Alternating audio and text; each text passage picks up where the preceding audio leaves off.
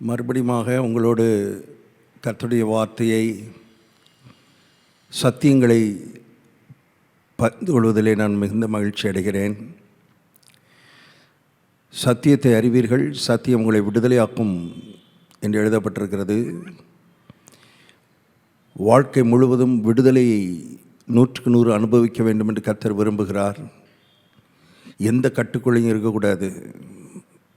விசேஷமாக அவருடைய பிள்ளைகள் எந்த பாண்டேஜுக்குள்ளையும் இருக்கக்கூடாது என்பது தேவனுடைய மாறாத திட்டம். இந்த வார்த்தை கேட்கிற நீங்கள் யாராக இருந்தாலும் கட்டுகளிலிருந்து வெளியே வந்து விடுதலையான ஒரு வாழ்க்கையை 100க்கு 100 இந்த உலகத்திலே அனுபவிக்க வேண்டும் என்று தேவன் விரும்புகிறார். இந்த வார்த்தைகளை நீங்கள் கேட்கும் பொழுது இந்த தேவனுடைய வார்த்தைகள் உங்களை அவ்விதமாய் விடுதலையாக்கும் என்பதிலே சந்தேகமில்லை. நாம் தேவனுடைய நாமங்களை தியானித்து கொண்டிருக்கிறோம். காரணம், தேவனுடைய நாமங்கள், பெயர்கள் என்பது தேவனுடைய குணங்களை, குணாதிசயங்களை வெளிப்படுத்துகிறது. தேவன் யார், எப்படிப்பட்டவர், அவரை நம்ம மாம்ச கண்ணில் பார்க்க முடியாது, நம்முடைய கையில் தொட முடியாது. ஆனால் அந்த தேவன் நம்மேல் அன்பாக இருக்கிறார். நாம் அவர் மேல் அன்பாக இருக்க வேண்டும் என்று அவர் எதிர்பார்க்கிறார். இந்த அன்பின் உறவு தேவனுக்கும் மனிதனுக்கும் இடையிலே வளர வேண்டுமானால் தேவன் யார், அவர் எப்படிப்பட்டவர், அவருடைய குணம் என்ன, அவருடைய தன்மை என்ன என்பதை எந்த டிகிரியில் நாம் அறிந்து வைத்திருக்கிறோமோ அந்த டிகிரியில், அந்த அளவில் தான் நம்முடைய அன்பின் உறவு இருக்கும் என்பதை நான் உங்களுக்கு சொல்ல விரும்புகிறேன். அருமையானவர்களே, கர்த்தருடைய குணம் என்ன? ஏன்னா அவரை நம்ம கண்ணில் பார்க்க முடியாது. ஆனால் அவர் எப்படிப்பட்டவர் நம்ம பார்க்க முடியாது. ஆனால் அவர் நிஜமானவர். அவர், அருமையானவர்களே, உயிரோடு இருக்கிறார், உணர்வுபூர்வமாக இருக்கிறார்.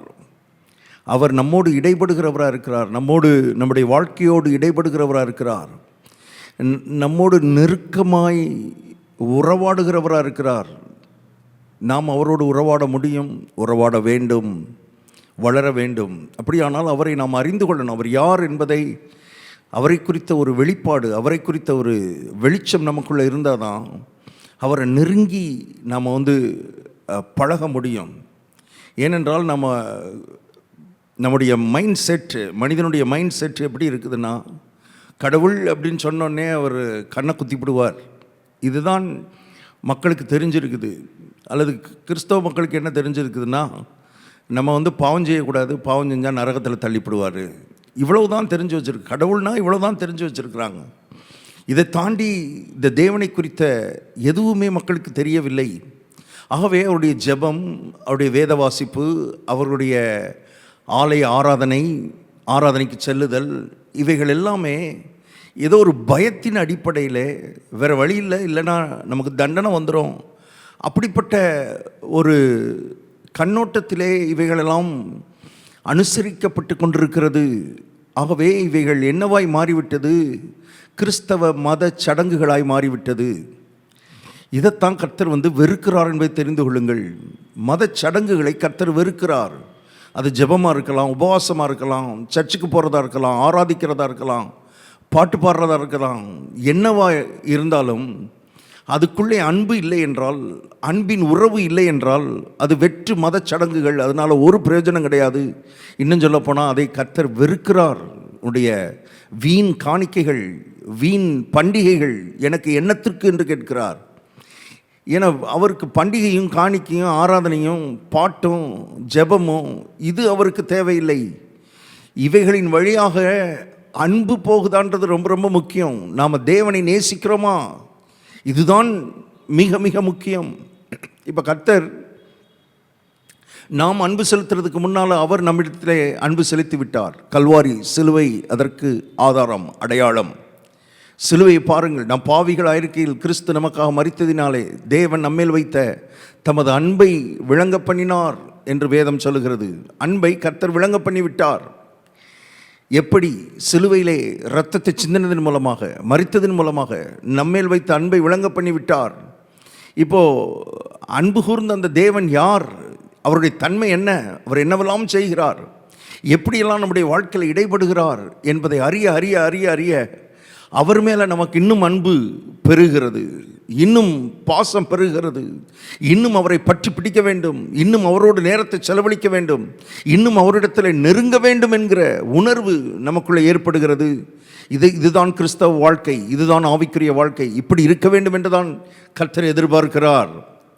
ஆகவே அவருடைய தன்மைகளை நாம் அறிந்து கொள்ள வேண்டுமானால் வேதத்திலே அவருடைய நாமங்கள், அவருக்கு பெயர்கள், ஏராளமான பெயர்கள் அவருக்கு வேதத்தில் இருக்கிறது, கொடுக்கப்பட்டிருக்கிறது. அந்த பெயர்களை நாம் படிக்கும் பொழுது, அந்த நாமங்களை நாம் படிக்கும் பொழுது, அந்த நாமங்கள் அவருடைய குறிப்பிட்ட சில தன்மைகளை, அவருடைய குணாதிசயங்களை, அவருடைய குணலட்சணங்களை நமக்கு வெளிப்படுத்துகிறதா இருக்கிறது. ஒரு சில நாமங்கள் எலோஹிம், எல்ரோய் என்ற சில நாமங்களை, எல்யோன் போன்ற நாமங்களை குறித்து நாம் ஏற்கனவே படித்தோம். இன்றைக்கு இன்னொரு நாமத்தை உங்களுக்கு காண்பிக்கும்படி விரும்புகிறேன்.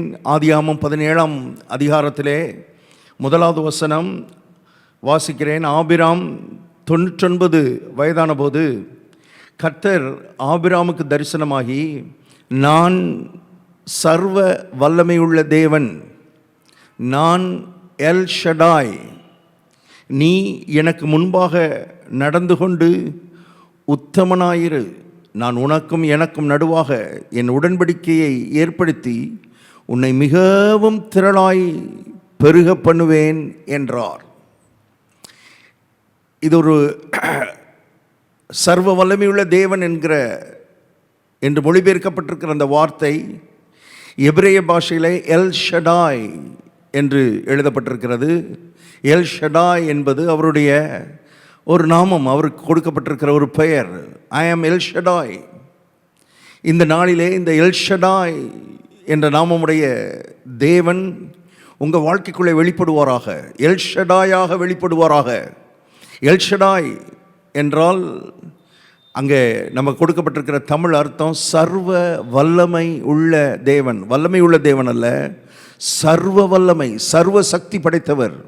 எதையும் உருவாக்கவும், எதையும் அருமையானவர்களே ஆரம்பிக்கவும், இல்லாததை இருக்கிறவைகளாய் மாற்றவும், சாத்தியமற்றதை சாத்தியமுள்ளதாய் மாற்றவும், அருமையான தேவனுடைய பிள்ளையே எதையும் செய்யக்கூடியவர். அதனால தான் எழுதப்பட்டிருக்கிறது, அவர் சொல்லுகிறார், என்னால் செய்யக்கூடாத அதிசயமான காரியம் ஒன்று உண்டோ? தேவனாலே கூடாத காரியம் ஒன்றுமில்லை. கன்னிகையாகிய மரியாளிடத்தில் தூதன் வந்து கேட்குறான், வந்து பேசுகிறான். தூதன் வந்து மரியாளிடத்தில் பேசுகிறான், உனக்கு ஒரு குமாரன் பிறக்கப் போகிறார், அவர் பெரியவராயிருப்பார், அவர் ஜனங்களின் பாவங்களை ரட்சிப்பார் என்றால் இயேசுவை குறித்து சொல்லும் பொழுது அவர் கேட்குறார், இது எப்படி ஆகும், நான் புருஷனை அறியேனே என்று சொன்ன பொழுது தூதன் சொல்கிறார், தேவனால் கூடாத காரியம் ஒன்றுமில்லை. ஏனென்றால் ஹீஸ் எல் ஷடாய், சர்வ வல்லவர், எதையும் செய்வார், எதையும் எப்படியும் எப்போ வேணாலும் செய்து முடிக்கக்கூடியவர். உங்கள் வாழ்க்கையில் கூட எது நடக்காது, எது முடியாது, எது கூடாது என்று நீங்கள் நினைத்து கொண்டிருக்கிறீர்களோ, இதை கர்த்தர் எல் ஷடாய் இந்த நாளில் உங்களை பார்த்து சொல்லுகிறார், அது மனுஷரால் கூடாதது தான், தேவனாலே கூடாதது அல்ல. தேவனாலே எல்லாம் கூடும். டாக்டரால் கூடாதது தேவனால் கூடும், வக்கீலால் கூடாதது தேவனால் கூடும், இந்த உலகத்தில் இருக்கிற எந்த பெரிய மனுஷனால் கூடாதது தேவனால் கூடும். இயேசுவின் நாமத்தில் அந்த வார்த்தையை கர்த்தர் உங்களுக்கு அனுப்பும்படி விரும்புகிறார். தேவனாலே கூடும், தேவனாலே எல்லாம் கூடும், தேவனாலே எல்லாம் கூடும். இந்த வானாதி வானங்களையும் சர்வ சிருஷ்டிகளையும் அண்ட சராசரத்தையும் படைத்தவர், வார்த்தையினால் படைத்தவர். உங்கள் வாழ்க்கையில் இருக்கிற அந்த சின்ன காரியத்தை நிறைவேற்றுவது எவ்வளவு எளிதான காரியம் அவருக்கு. ஆனால் நமக்குள்ளே ஒரு புரிதல் தேவை என்று கர்த்தருடைய ஆவியானவர் விரும்புகிறார். அந்த புரிதல், தேவனை குறித்த அறிவு நமக்கு அவசியம். தேவன் யார் என்பதை புரிந்து கொள்ளணும். நாம் எந்த அளவு அறிந்து கொள்கிறோமோ அந்த அளவு நம்முடைய வாழ்க்கைக்குள்ளே தேவனுக்கு இடத்தை கொடுக்கிறோம். விசாலமாய் இடத்தை கொடுக்கணும்னா விசாலமாய் மனதை திறந்து கர்த்தருடைய வார்த்தைகளை அறிந்து கொள்ள வேண்டும். தேவன் இன்னார் என்பதை நாம் புரிந்து கொள்ள வேண்டியது மிக அவசியமாக இருக்கிறது. ஆகவே எல் ஷடாய் என்றால் சர்வ வல்லமை உள்ளவர். ஆனால் அது மாத்திரம் இல்லை, அது மாத்திரம் அர்த்தம் இல்லை. அந்த எபிரேய மொழியில் அந்த ஷடாய் என்கிற வார்த்தைக்கு என்ன அர்த்தம்னா, ஒரு தாயை போன்ற மார்பகங்களை உடையவர். குழந்தைக்கு அருமையானவர்களே, குழந்தையினுடைய பசியை தீர்க்கும்படி, குழந்தைக்கு பால் கொடுக்கும்படி ஒரு தாய் அருமையானவர்களே எப்படி மார்பகங்களோடு உருவாக்கப்பட்டிருக்கிறாளோ, அதுபோல தேவன் அருமையானவர்களே மனுக்குலத்தின் தேவைகளை சந்திக்கும்படி, இயற்கைக்கு அப்பாற்பட்ட விதத்தில் தேவைகளை சந்திக்கும்படி அவர் மார்பகங்களை கொண்ட தேவன் என்கிற அர்த்தத்திலே ஷடாய் என்கிற வார்த்தை உபயோகப்படுத்தப்பட்டிருக்கிறது. அது எதை காண்பிக்கிறது என்றால், நம்முடைய தேவன் இந்த உலகத்தில் இருக்கிற அத்தனை பேருடைய தேவைகளையும், இயற்கைக்கு அப்பாற்பட்ட விதத்தில் எல்லா தேவைகளையும், வெறும் சரீர தேவைகள் அல்ல, ஆவிக்குரிய தேவைகள், ஆத்மாவுக்குரிய தேவைகள், உணர்ச்சிக்குரிய தேவைகள், குடும்பத்துக்குரிய தேவைகள், பொருளாதார தேவைகள், எல்லா தேவைகளையும் சப்ளை பண்ணுகிற ஷடாய் தேவனாயிருக்கிறார். நன்றாய் புரிந்து கொள்ளுங்கள். இது அது மாத்திரமல்ல, ஒரு தாய் குழந்தைக்கு பால் கொடுக்குற ஒரு தாய், அவள் அந்த குழந்தை பால் குடிய மறக்கிற வரை, பால் குடிக்கிறத மறக்கிற வரைக்கும் 24 மணி நேரமும் அந்த தாயினுடைய எண்ணம் எல்லாம் அந்த குழந்தையின் மேலே தான் இருக்கும். 24 மணி நேரமும் அந்த குழந்தை எப்போ முழிக்கும், அது எப்போ அழும், அதுக்கு எப்போ பால் கொடுக்கலாம், எப்போ எப்போ எப்போ அவள் அந்த தாயால் வேற எதையுமே சிந்திக்க முடியாது. அந்த குழந்தையை மாத்திரமே சிந்தித்து கொண்டு இருப்பாள், நினைத்து கொண்டே இருப்பாள். ஏன்னா எப்போ வேணாலும் அது அழும், எப்போ வேணாலும் முழிக்கும், எப்போ வேணாலும் அதுக்கு தேவை ஏற்படும், எப்போ வேணாலும் அதுக்கு பசிக்கும். எப்பையும் ரெடியாக இருக்கணும், எப்பையும் தாய் ரெடியாக இருக்கணும் இந்த குழந்தையினுடைய பசியை ஆற்றும்படி. ஆகவே குழந்தை குறித்த எண்ணம் தான் தாயினுடைய மனதிலே எப்பொழுதும் இருந்து கொண்டே இருக்கும். இந்த நாளிலே நான் சொல்லுகிறேன், அதே போல எல்ஷடாய் 24 மணி நேரமும் உங்களை நினைத்து கொண்டிருக்கிறார். 24 மணி நேரமும் உங்கள் சிந்தையில் இருக்கிறார். அதனால தான் வேதம் சொல்லுகிறது, நான் உன்னை மறப்பது இல்லை. இன்னொரு எழுதப்பட்டிருக்கிறது, ஸ்திரியானவள் தன் பாலகனை மறப்பாளோ என்று எழுதப்பட்டிருக்கிறது தமிழில். அது கரெக்டாக சொல்லணும்னா, ஸ்திரியானவள் தன்னிடத்தில் பால் குடிக்கிற தன் பாலகனை மறப்பாளோ? மறக்கவே மாட்டா. அந்த ஸ்திரீ மறக்கவே மாட்டா. தாய் ஒரு நல்ல தாயாக இருந்தான்னா அவளால் மறக்க முடியாது, மறக்கவே முடியாது. சொல்லிட்டு சொல்கிறாரு, அவள் மறந்தாலும், அப்படி அந்த ஸ்திரீ மறக்க முடியாது. ஆனால் அப்படியே அவள் மறந்தா கூட நான் உன்னை மறக்க மாட்டேன், என் உள்ளங்கையில் உன்னை வரைந்து வைத்திருக்கிறேன். இவர்தான் எல்ஷடாய். 24 மணி நேரமும் அருமையானவர்கள் இந்த வார்த்தையை கேட்டுக்கொண்டிருக்கிற உங்கள் மேல் நினைவாயிருக்கிறார், உங்களை நினைத்து கொண்டே இருக்கிறார். உங்களுடைய தேவை எப்படி சந்திக்கலாம், உங்களுடைய அடுத்த தேவை எப்படி சந்திக்கலாம், அடுத்த மூவ், உங்களை அடுத்த நிலைக்கு எப்படி கொண்டு போகலாம், உங்களுடைய பசியை எப்படி ஆற்றலாம், ஆத்மீக பசியை எப்படி ஆற்றலாம், ஆவிக்குரிய பசியை எப்படி ஆற்றலாம், உணர்ச்சி பிரகாரமாய் உங்களை எப்படி ஆரோக்கியமாக வைக்கலாம். இதுவே தேவனுடைய எண்ணமாக இருக்கிறது, தேவனுடைய சிந்தையாக இருக்கிறது. தேவன் இன்னார் என்பதை நீங்கள் புரிந்து கொள்ளுங்கள். அது மாத்திரமல்ல, அந்த பால் கொடுக்கிற அந்த தாய் 24 மணி நேரமும் தான் குழந்தைய சிந்தித்து கொண்டே இருக்கிறாள். ஆனால் குழந்தை அந்த தாயை பசிக்கும்போது தான் தேடுது. பாருங்க, அது பசிக்கும்போது தான் தேடுது. ஆனால் தாய் அந்த குழந்தையே பார்த்து குழந்தையின் மேலேயே அன்பு செலுத்தி கொண்டிருக்கிறாள். நான் சொல்கிறேன், நம்ம 24 மணி நேரமும் கர்த்தரை சிந்திக்கிறது இல்லை, 24 மணி நேரமும் கர்த்தரை பற்றி யோசிக்கிறது இல்லை. ஆனால் 24 மணி நேரமும் அவர் உங்களை யோசித்து கொண்டிருக்கிறார். எத்தனை நல்ல தேவன், எத்தனை அன்பின் தேவன். இவன் என்னை நேசிக்க மாட்டேங்கிறான், அல்லது இவன் என்னை யோசிக்க மாட்டேங்கிறான், இவன் என்னை பற்றி சிந்திக்க மாட்டேங்கிறான் அப்படின்னு தூக்கி போட்டு போகிறதில்லை. அருமையானவர்களே, நம்முடைய தேவன் நாம் அவரை நினைக்கிறது இல்லை. நம்ம அருமையானவர்களே, தேவை வந்தால் தான் அநேகர் தேவனை நினைக்கிறார்கள். ஆனால் கர்த்தர் சொல்கிறாரு, உனக்கு நீ தேவை வந்தால் தான் என்னை நினைக்கிற, ஆனால் நான் உன்னைய எல்லா நேரமும் நினைத்து கொண்டிருக்கிறேன், எல்லா நேரமும் யோசித்து கொண்டிருக்கிறேன். பாருங்கள், அது மாத்திரமல்ல, அந்த குழந்தை அந்த பாலை எப்போ குடிக்கணும்னு நினைக்குதோ அப்போ பால் ரெடியாக இருக்குது. தாய் பால் ரெடியாக இருக்குது. குழந்தை பாலை உருவாக்குறது இல்லை, அது தாய்க்குள்ளே ஏற்கனவே சுரந்து இருக்கிறது. எவ்வளவு தேவைக்கும் அதிகமாக இருக்கிறது, எவ்வளோ நாளும் குடிக்கலாம். அந்த குழந்தை எவ்வளோ நாளும் குடிக்கலாம் பாருங்கள். குழந்தை அது பசி தீருகிற வரை, பசி ஆறுகிற வரை அது குடித்து கொண்டே இருக்கலாம். தாய் வந்து கொடுக்கிறத நிறுத்துறதில்ல. குழந்தை குடிக்கிறத நிறுத்துகிற வரைக்கும் தாய் கொடுத்து கொண்டே இருக்கிறாள். கொடுத்து கொண்டே இருக்கிற அளவு தாயினிடத்தில் அது சுரந்து கொண்டே இருக்கிறது. அருமையானவர்களே, பால் சுரந்து கொண்டே இருக்கிறது. காரணம், குழந்தையினுடைய தேவைக்கும் அதிகமாய் தாய்க்குள்ளே பால் கர்த்தர் அப்படி ஏற்படுத்தி வைத்திருக்கிறார். ஒரு தாய்க்குள்ளேயே அப்படி குழந்தையினுடைய தேவைக்கும் அதிகமாய் கர்த்தர் வச்சிருப்பார்னா கர்த்தருக்குள்ளே எவ்வளவு அதிகமாக இருக்கும். அதனால தான் இந்த எல் ஷடாய் என்கிற வார்த்தைக்கு இன்னொரு அர்த்தம் என்ன சொல்கிறாங்கன்னா, God who is more than enough. இந்த தேவன் போதுமானதற்கும் அதிகமான தேவன், போதுமானதற்கும் அதிகமான தேவன். அதாவது நமக்கு போதும்னு நினைக்கிறது காரியத்தில் அவர் அதை காட்டிலும் அதிகமாய் நமக்கு செய்கிறவராக இருக்கிறார். He is more than enough.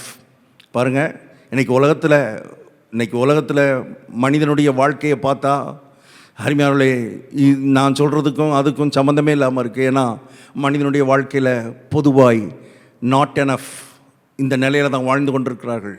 போதலை, பத்தலை, இல்லை, எனக்கு வாழ்க்கையில் பத்தலை, எதுவுமே பத்தலை, எதுவுமே போதலை.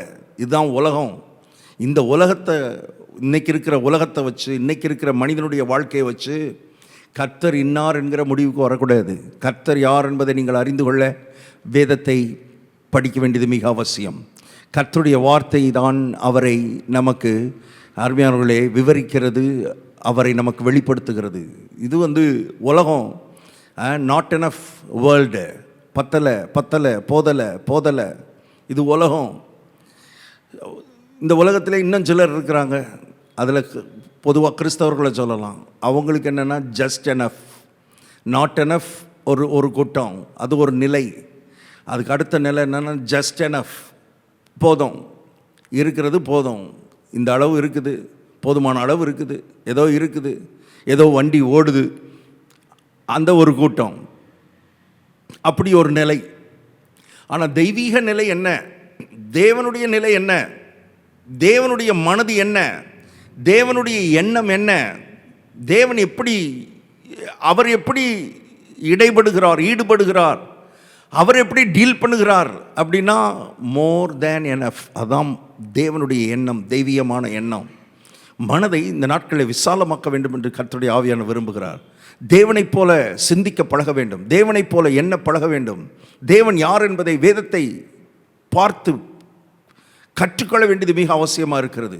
பாருங்கள், வானம், இந்த பூமி, சூரியன், சந்திரன், நட்சத்திரங்கள்லாம் பார்த்தா கோடான கோடி நட்சத்திரங்கள். எதுக்கு?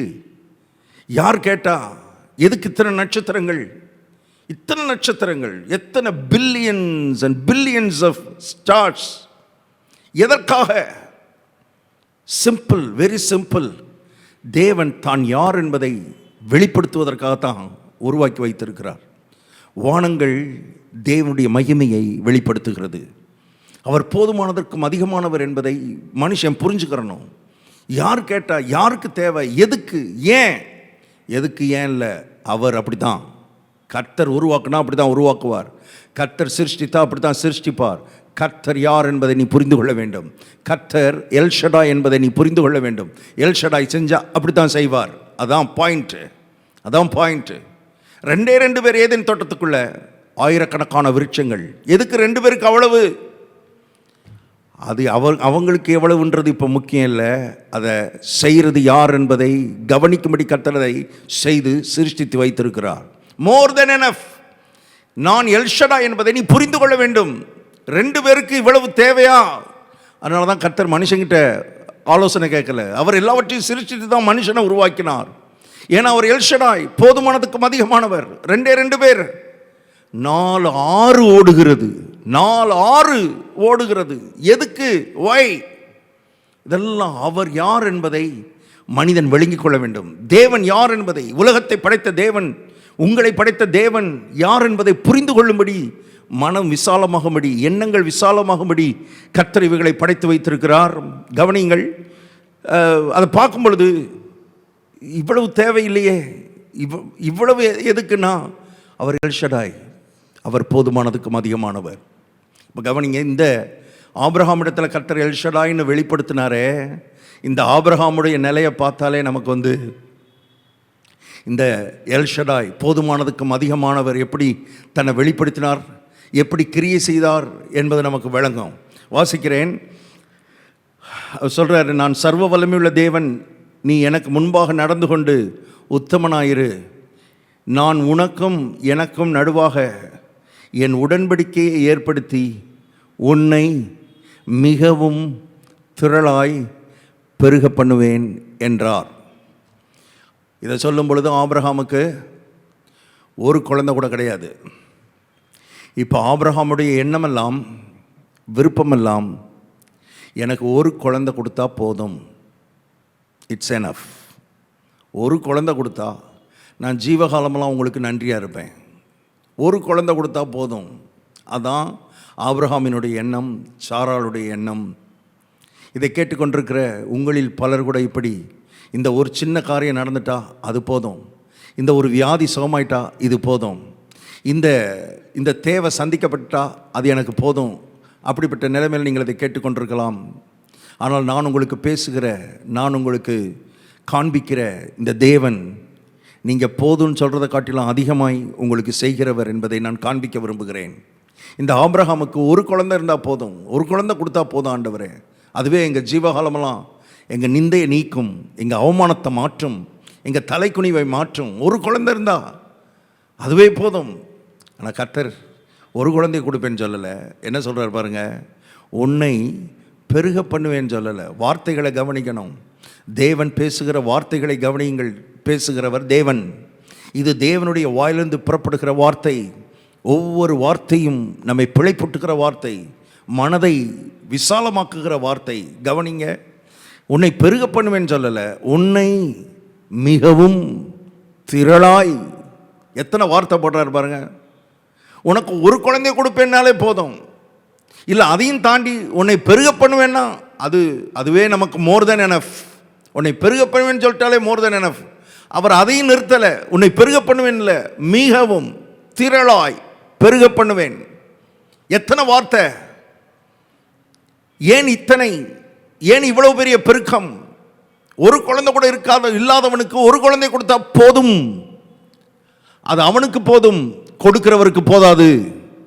இவர் எல்ஷடா என்பதை அவனுடைய வாழ்க்கையிலே வெளிப்படுத்த விரும்பினார், எல்ஷடா என்பதை நிரூபிக்க விரும்பினார். இந்த வார்த்தை கேட்டுக்கொண்டிருக்கிற உங்கள் அத்தனை பேருடைய வாழ்க்கையிலும் எல்ஷடாயாய் அவர் வெளிப்பட விரும்புகிறார். போதுமானதுக்கும் அதிகமாய், எது போதும் போதும் போதும் நினைக்கிறீங்களோ அதை காட்டிலும் அதிகமாய் கர்த்தர் உங்கள் வாழ்க்கையில் கிரியை செய்யும்படி விரும்புகிறார். பஞ்ச தேசத்தில் ஈசாக்கு விதை விதைக்கிறான். அவன் விதைச்சது, அந்த விதைச்சது வந்தாலே அந்த பஞ்ச காலத்தில், அந்த பஞ்ச தேசத்தில் யாருக்குமே எதுவுமே வராத நிலையில், எந்த விளைச்சலும் இல்லாத நேரத்தில் இவன் விதைச்சது அறுத்தாலே ஈசாக்கை பொறுத்தளவில் போதும். ஆனால் எல்ஷடாயை பொறுத்தளவில் அது போதாது.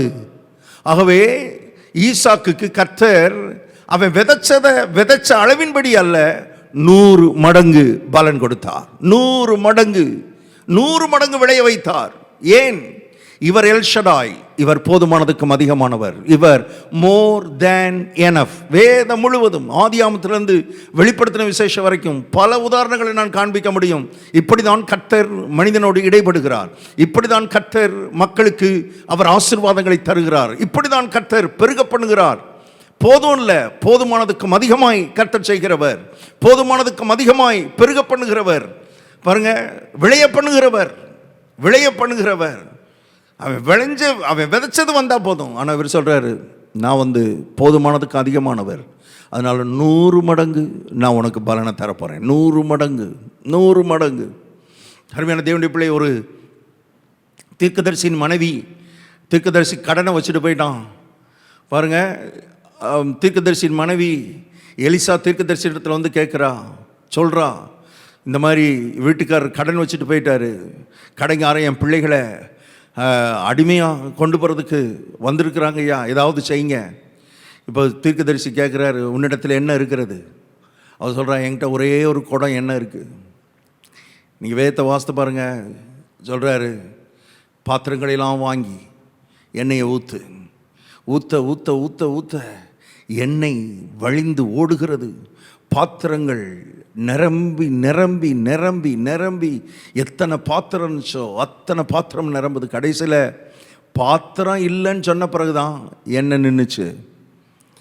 இப்போ அவளை பொறுத்தளவில் அவள் கேட்டதும் அவள் விரும்பினதும், என் கடன் தீர்ந்தா போதும், என் பிள்ளைகள் அடிமையாக கொண்டு போகப்படாமல் என் பிள்ளைகள் என் கையில் இருந்தால் போதும், என் பிள்ளைகள் ஏதோ வேலைகளே செஞ்சு சம்பாதிச்சு நாங்கள் வாழ்க்கை நடத்திக்கிடுவோம், என் கடனை மட்டும் தீர்த்துருங்க. இந்த நிலையில் தான் அவள் தீர்க்கதரிசி இடத்துல வந்தாள். ஆனால் கர்த்தர் தீர்க்கதரிசின் மூலமாய் கர்த்தர் என்ன செஞ்சார் தெரியுமா? எண்ணெயை அளவுக்கு அதிகமாய் கொடுத்து, அங்கே எழுதப்பட்டிருக்கிறது, இங்கே வாசித்து பாருங்கள், இந்த எண்ணெயை கொண்டு உன் கடனையெல்லாம் தீர்த்து அடைத்து மீந்ததை கொண்டு நீயும் உன் பிள்ளைகளும் ஜீவனம் பண்ணுங்கள். நீயும் உன் பிள்ளைகளும் ஜீவனம் பண்ணுங்கள். அவள் எதிர்பார்த்தது கடன் தீர்ந்தா போதும், எனக்கு இந்த கடனை மட்டும் தீர்த்து விட்டுட்டா அப்புறம் எப்படியாவது சமாளிச்சுக்கிருவேன், அப்புறம் எப்படியாவது பிடிச்சிக்கோ உழைச்சிக்கோ தொட்டுக்கோ எப்படியாவது கரை சேர்ந்துருவேன், ஏதாவது பண்ணிக்கிருவேன். வார்த்தை கேட்டுக்கொண்டிருக்கிறவர்கள் அப்படி கேட்டுக்கொண்டிருக்கிற சிலர், எனக்கு இருக்கிற இந்த கடனை மட்டும் தீர்த்துட்டா அது எனக்கு போதும், இந்த கடை மட்டும் அடைஞ்சிருச்சுன்னா எனக்கு போதும்னு நினச்சிக்கிட்டு இருக்கிறீங்க. கர்த்தர் சொல்கிறார், கடனை மட்டுமல்ல கடனும் அடைத்து அதுக்கப்புறம் நீ தொடர்ந்து வாழ்வதற்கு தேவையான வாழ்வாதாரத்தையும் நான் உனக்கு உண்டு பண்ணுகிறவராக இருக்கிறேன், வாழ்வாதாரத்தையும் கொடுக்கிறவராக இருக்கிறேன். அவர் காட் இஸ் எல் ஷடாய். நான் பிரசங்கிக்கிற இயேசு, நான் பிரசங்கிக்கிற தேவன் யெகோவா தேவன், இவர் போதுமானதற்கும் அதிகமானவர், போதுமானதுக்கும் அதிகமானவர். பாருங்க, அன்றைக்கு காணாவூர் கல்யாண வீட்டில் நிறையா இருக்குது, எல்லாத்தையும் சொல்கிறதுக்கு நேரம் இல்லை. காணாவூர் கல்யாண வீட்டில் திராட்சரசம் குறைபட்டு போயிடுச்சு. அப்பொழுது இயேசு அற்புதம் செய்கிறார். இயேசு அற்புதம் செய்த அது தண்ணீர்லேருந்து திராட்சரசம் வந்த உடனே அங்கே அதை ருசி பார்த்துட்டு சொல்கிறாங்க, இது எல்லாரும் நல்ல ரசத்தை முதல்ல கொடுப்பாங்க, அதிக ருசியான ரசத்தை முதல்ல கொடுப்பாங்க. ஆனால் நீரோ நல்ல ரசத்தை இதுவரைக்கும், ருசியான ரசத்தை இதுவரைக்கும் வச்சுருந்தீங்களே. நான் சொல்லட்டுமா, திராட்சை ரசத்தை கொடுத்தாலே போதும் அவங்களுக்கு. திராட்சை ரசம் இல்லைன்ற இடத்துல ஏதோ ஒரு ரசம், ஏதோ ஒரு திராட்சை ரசம், ஏதோ ஒரு திராட்சை ரசம் கொடுத்தாலே போதும். ஆனால் இவர் வெறும் திராட்சை ரசத்தை கொடுக்கல, அதிக ருசியுள்ள திராட்சை ரசத்தை கொடுத்தார். அதிக ருசியுள்ள, ஏன்னா மோர் தென் எனஃப். நான் நீ போதும்னு நினைக்கிற அந்த இடத்துல நான் அதிகமாக தான் செய்வேன், நான் போதுமானதுக்கும் அதிகமானவர். அப்படிதான் நான் என்னுடைய டீலிங் அப்படி தான் இருக்கும். இவரைத்தான் நீங்கள் நானும் ஆராய்த்து கொண்டிருக்கிறோம். இந்த எல்ஷடாய் உங்களை நேசிக்கிறார், இந்த எல்ஷடாய் உங்கள் மேல் அன்பாக இருக்கிறார். அவமானத்தை நீக்கி, நிந்தையை நீக்கி, குறைவை நிறைவாக்கி, இல்லாதவைகளை இருக்கிறவைகளாய் வரப்பண்ணி, போதுமானதுக்கும் அதிகமாய் கர்த்தர் வாழ்க்கையிலே ஈடுபடும்படி விரும்புகிறார். போதுமானதுக்கும் அதிகமான சமாதானம், போதுமானதுக்கும் அதிகமான சந்தோஷம், போதுமானதுக்கும் அதிகமான நிம்மதி, போதுமானதுக்கும் அதிகமான சுகம் பலன், போதுமானதுக்கும் அதிகமான ஆசீர்வாதங்கள், போதுமானதுக்கும் அதிகமான நன்மைகள், பொருளாதார தேவைகள் எல்லாவற்றையும் மோர் தென் எனஃப், போதுமானதுக்கும் அதிகமாய் கர்த்தர் கொடுக்க விரும்புகிறார். அதனால தான் வேதத்தில் எழுதப்பட்டிருக்கிறது, நாம் நினைக்கிறதற்கும் வேண்டிக் கொள்கிறதற்கும் மிகவும் அதிகமாய் செய்கிறவர் அவர்தான். அதான் தேவன், அவர்தான் எல் ஷடாய். நாம் நினைக்கிறதற்கும் வேண்டிக் கொள்கிறதற்கும் மிகவும் அதிகமாய் செய்கிறவர் உங்கள் மேல் அன்பாக இருக்கிறார், உங்களை நேசிக்கிறார். இதை புரிந்து கொள்ள வேண்டியது மிக அவசியமாக இருக்கிறது. கர்த்தருக்கு நன்றி சொல்ல வேண்டியது மிக அவசியமாக இருக்கிறது. அருமையான தேவனுடைய பிள்ளையே, பாருங்கள், சீமோன் பேதுரு ஒரு மீன் கூட ஆகப்படாமல் அவன் எல்லாம் வெறுமையாய், வலை, படகு, பாக்கெட் எல்லாம் வெறுமையாக இருக்குது, ஒன்றுமே இல்லை, ஒன்றும் இல்லாத பாப்பராக இருக்கிறான். அவனுக்கு ஏதோ 1 கிலோ 2 கிலோ மீன் அன்னைக்கு கிடச்சா அன்னைக்கு நாள் அவன் ஓட்டியிருப்பான். அன்னைக்கு நாள் அவனுக்கு ஓடணும், அவ்வளோதான். அன்னைக்கு வாழ்க்கை ஓடணும். அதை கொடுத்துருந்தாலே பெரிய அவன் அற்புதம், அவனுக்கு அதுவே போதுமானதாக இருந்திருக்கும். ஆனால் கர்த்தர் அப்படி செய்யவில்லை என்பதை உங்களுக்கு ஞாபகப்படுத்துகிறேன். 2 படவுகள் நிரம்பத்தக்கதாக, வலை கிழியத்தக்கதாக மீன்களினால் கர்த்தர் நிரப்பினார். ஏன்? போதுமானதற்கும் அதிகமானவர். El Shaddai, he is El Shaddai. அருமையான தேவனுடைய பிள்ளையே, இவரைத்தான் நீங்களே நான் ஆராய்த்து கொண்டிருக்கிறோம். இந்த தேவன் உங்கள் வாழ்க்கைக்குள்ளே ஈடுபட விரும்புகிறார், உங்கள் குடும்பத்துக்குள்ளே ஈடுபட விரும்புகிறார், இந்த வார்த்தையின் வழியாய் உள்ளே வர விரும்புகிறார். விசுவாசிங்கள், இந்த தேவன் தான் என்னுடைய தேவன், இந்த தேவன் என்னுடைய தேவன், மரண பரியந்தம் என்னை போதுமானதற்கும் அதிகமான விதத்திலே என்னை நடத்துவார். விசுவாசியுங்கள், நம்புங்கள். சொல்றாரு, தசமாங்களை எல்லாம் பண்டசாலை கொண்டு வாருங்கள், அப்பொழுது இடம் கொள்ளாமல் போக மட்டும், இந்த வார்த்தையை கவனிங்க, இடம் கொள்ளாமல் போக மட்டும் ஆசீர்வாதத்தை வர்ஷிப்பேன். அப்படிதான் கர்த்தர் செய்கிறார். ஏன் எதுக்குன்னு எனக்கு தெரியாது, ஆனால் அவர் எல்ஷடாய், அவர் எல்ஷடாயாய் தான் வெளிப்படுவார். பாருங்க, 5 அப்பம் 2 மீனை பகிர்ந்து கொடுக்கும் பொழுது எத்தனை பேர் அங்கே இருக்கிறாங்கன்னு அவருக்கு தெரியும். ஒவ்வொருத்தரும் எத்தனை அப்பா எத்தனை மீன் சாப்பிடுவாங்கன்னு அவருக்கு தெரியும். கரெக்டாக எல்லாம் சாப்பிட்டு முடித்த உடனே எல்லாம் அப்படி அதோட ஸ்டாப் பண்ணியிருக்கலாம் பெருகிறத. ஆனால் இன்னும் பெருகிறது, இன்னும் பெருகிறது, இன்னும் பெருகிறது. எல்லாம் சாப்பிட்டு முடிக்கிறான், இன்னும் பெருகி கொண்டு பெருகி பெருகி பெருகி 12 கூட மீதியாகிறது.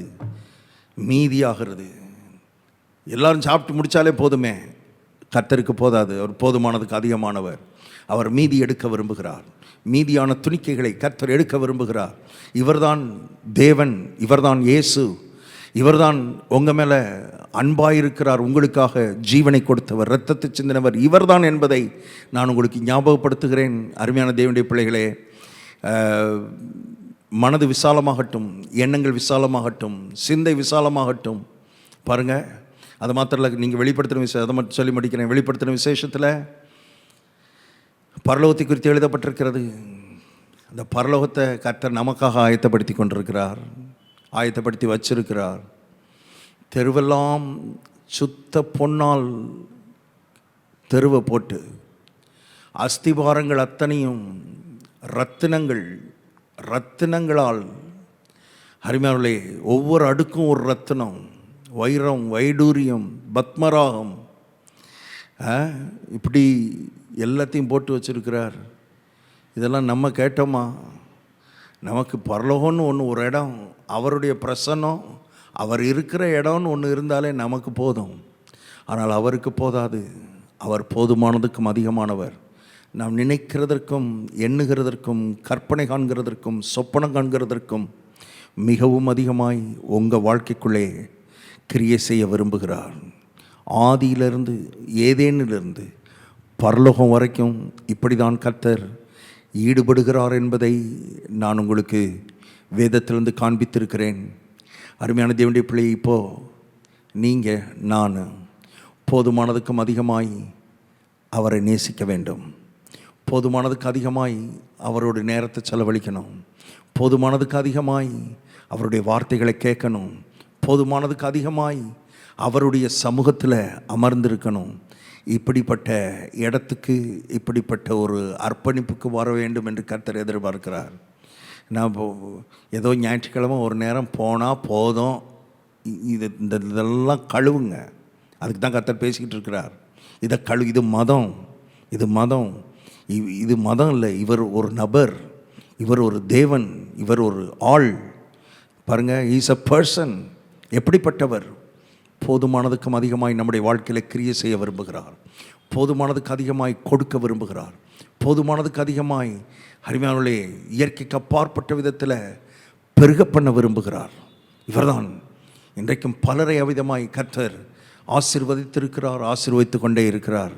உங்கள் வாழ்க்கையில், இந்த வார்த்தை கேட்குற உங்கள் வாழ்க்கையிலும் இந்த தேவன் தான் உங்கள் வாழ்க்கையில் வெளிப்பட விரும்புகிறார்.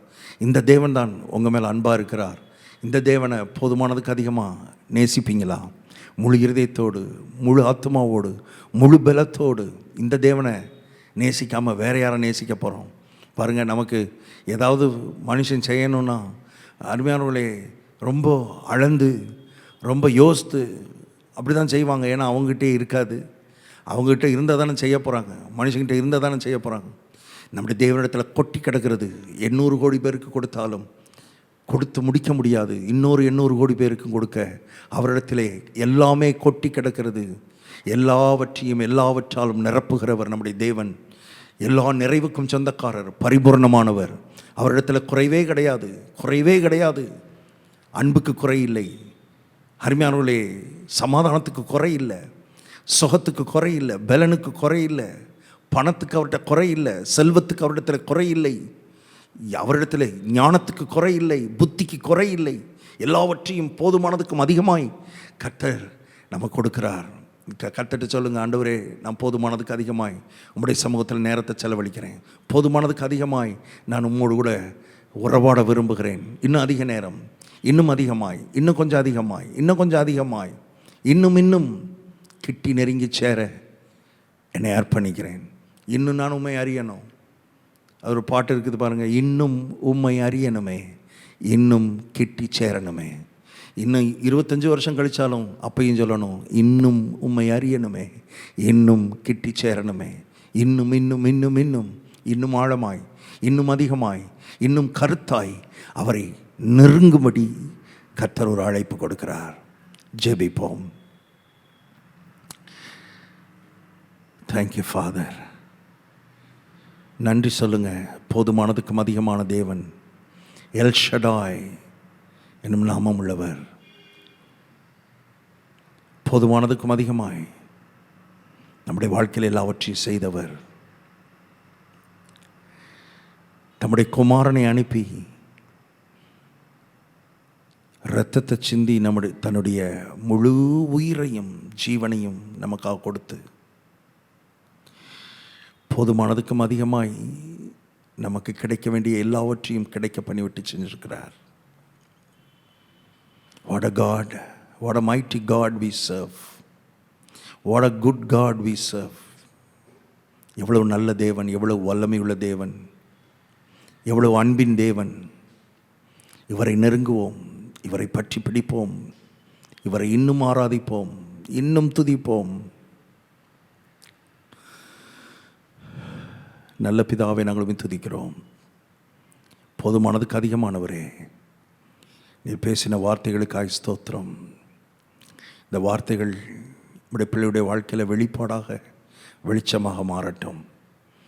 வாழ்க்கையின் தேவைகள் இது மட்டும் எனக்கு நடந்தால் போதும், இது மட்டும் எனக்கு சந்திக்கப்பட்டால் போதுன்ற நிலையில் சிந்தித்து கொண்டிருக்கிற, ஜெபித்து கொண்டிருக்கிற மக்களோடு நீர் பேசி கொண்டிருக்கிறதுக்காக ஸ்தோத்திரம். அது மட்டுமல்ல, அதற்கு மேலேயும் நீர் சந்திக்க போகிறீர், நீர் செய்ய போகிறீர், நீர் கொடுக்க போகிறீர், நீர் பெருக பண்ண போகிறீர். இப்பொழுது இருக்கிறதை பார்க்கலாம் 1000 மடங்கு பெருக பண்ணுகிறவர்.